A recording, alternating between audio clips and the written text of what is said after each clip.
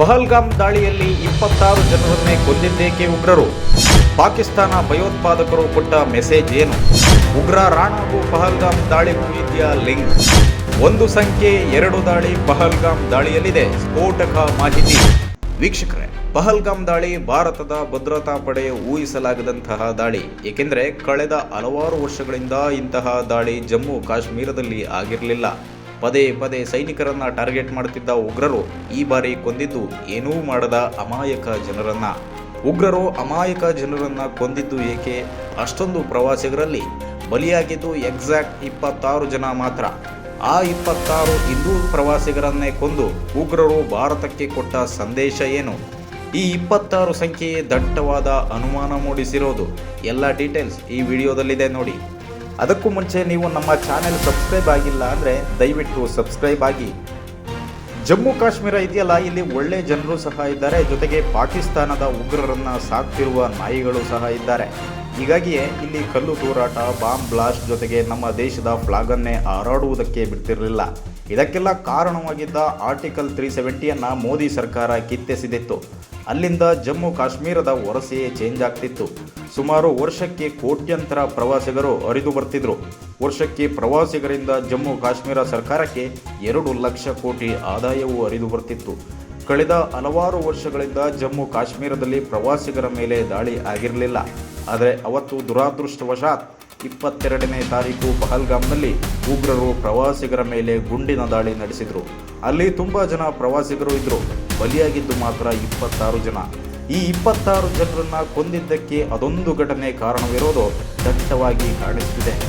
ಇತ್ತೀಚೆಗೆ ಭಾರತಕ್ಕೆ ಬೇಕಾಗಿದ್ದಂತಹ most wanted ಉಗ್ರನನ್ನ America release ಮಾಡಿ ಭಾರತಕ್ಕೆ ಹಿಂದಿರುಗಿಸಿತ್ತು. ಅವನೇ ಉಗ್ರ ರಾಣಾ, ಮುಂಬೈ ದಾಳಿಯ ಮಾಸ್ಟರ್ ಮೈಂಡ್, ಪ್ರಮುಖ ಸಂಚುಕೋರ. ಇದನ್ನೆಲ್ಲ ಏನು ಕೇಳ್ತಾ ಇದ್ದೀನಿ ಅಂದರೆ ವೀಕ್ಷಕರೇ, ಇಲ್ಲೇ ಇರೋದು ನೋಡಿ 26 ಪ್ರವಾಸಿಗರ ಹತ್ಯೆಯ ಸಂದೇಶ. ಅದು 2008 ಮುಂಬೈನಲ್ಲಿ ರಾತ್ರೋರಾತ್ರಿ ಭೀಕರ ಬೀಭತ್ಸ್ಯ ದಾಳಿ ನಡೆದಿತ್ತು. ದೇಶದ ಅತ್ಯಂತ ಪ್ರಖ್ಯಾತಿ ಪಡೆದಿದ್ದ 5 ಸ್ಟಾರ್ ಹೋಟೆಲ್ ತಾಜ್ ಹೋಟೆಲ್ಗೆ ನುಗ್ಗಿದ್ದ ಉಗ್ರರು ಜನರ ಮೇಲೆ ಗುಂಡಿನ ಮಳೆ ಸುರಿಸಿದ್ರು. ಸುಮಾರು 160 ಜನರು ಜೀವ ಕಳೆದುಕೊಂಡಿದ್ರು. ಇವರೆಲ್ಲ ಲಷ್ಕರ್ ಎ ತೊಯ್ಬಾ ಸಂಘಟನೆಗೆ ಸೇರಿದ ಉಗ್ರರಾಗಿದ್ದು ಪಾಕಿಸ್ತಾನದ ಕರಾಚಿಯಿಂದ ಬೋಟ್ನಲ್ಲಿ ಬಂದಿದ್ರು. ಸುಮಾರು 10 ಉಗ್ರರು ಮುಂಬೈನಲ್ಲಿ ಮಾರಣ ಹೋಮ ನಡೆಸಿದ್ರು. ಆ ಘಟನೆ 2008 ನವೆಂಬರ್ 26ರಂದು ನಡೆದಿದ್ದು. ಇಲ್ಲೇ ನೋಡಿ ವೀಕ್ಷಕರೇ, ಭಾರತದ ತನಿಖಾ ತಂಡಗಳಿಗೆ ದಟ್ಟವಾದ ಅನುಮಾನ ಮೂಡಿಸಿರೋದು. ಮೊನ್ನೆ ಪಹಲ್ಗಾಮ್ನಲ್ಲಿ ಉಗ್ರರು ಕೊಂದಿದ್ದು 26 ಜನರನ್ನ, ಮತ್ತೆ ಮುಂಬೈನಲ್ಲಿ ದಾಳಿ ನಡೆದಿದ್ದು ಸಹ 26. ಎರಡರಲ್ಲೂ ಸಹ ಒಂದೇ ಸಂಖ್ಯೆ. ಡೌಟ್ ಬಂದೇ ಬರುತ್ತೆ. ಎರಡೂ ದಾಳಿಯಲ್ಲೂ ಸಹ ಸಾಮ್ಯತೆ ಇದೆ ಸ್ನೇಹಿತರ. ಈ ಎರಡಕ್ಕೂ ಲಿಂಕ್ ಇರುವುದು ಬಹುತೇಕ ಪಕ್ಕ ಅಂತಾನೆ ಹೇಳ್ಬೋದು. ಇತ್ತೀಚೆಗೆ ಅಮೆರಿಕದಿಂದ ಮುಂಬೈ ದಾಳಿಯ ಮಾಸ್ಟರ್ ಮೈಂಡ್ ರಾಣಾನನ್ನ ಭಾರತಕ್ಕೆ ಕರೆತರಲಾಗಿತ್ತು. ಅವನೇ ಉಗ್ರ ರಾಣಾ. ಈ ರಾಣಾನನ್ನ ಭಾರತಕ್ಕೆ ಕರೆತಂದಿದ್ದಕ್ಕೆ ಪಾಕಿಸ್ತಾನದ ಉಗ್ರ ಸಂಘಟನೆಗಳು ದಾಳಿ ನಡೆಸಿದ್ವ ಎಂಬ ಶಂಕೆ ಮೂಡಿದೆ. ಮುಂಬೈ ದಾಳಿಯ ದಿನಾಂಕ 26 ಸಂಖ್ಯೆಯನ್ನೇ ಮುಂದಿಟ್ಟುಕೊಂಡು ಮೊನ್ನೆ ಪಹಲ್ಗಾಮ್ನಲ್ಲಿ 26 ಜನರನ್ನ ಉಗ್ರರು ಕೊಂದರ ಎಂಬುದು ಬಲವಾದ ಅನುಮಾನ. ಈ 26 ಪ್ರವಾಸಿಗರನ್ನ ಕೊಂದು ಭಾರತ ದೇಶಕ್ಕೆ ಉಗ್ರ ಕ್ರಿಮಿಗಳು ಸಂದೇಶ ಕೊಟ್ಟರ ಎಂಬುದೇ ಅನುಮಾನ ಮೂಡಿಸಿದೆ. ವೀಕ್ಷಕರೇ, NIA ದೇಶದ ತನಿಖಾ ಏಜೆನ್ಸಿಗಳು ಪಹಲ್ಗಾಮ್ ದಾಳಿಯ ತನಿಖೆ ನಡೆಸುತ್ತಿವೆ. ತನಿಖಾ ತಂಡಗಳು ಪ್ರಾಥಮಿಕ ತನಿಖೆಯಲ್ಲಿ ಹಲವು ಮಾಹಿತಿಯನ್ನು ಕಲೆ ಹಾಕಿವೆ.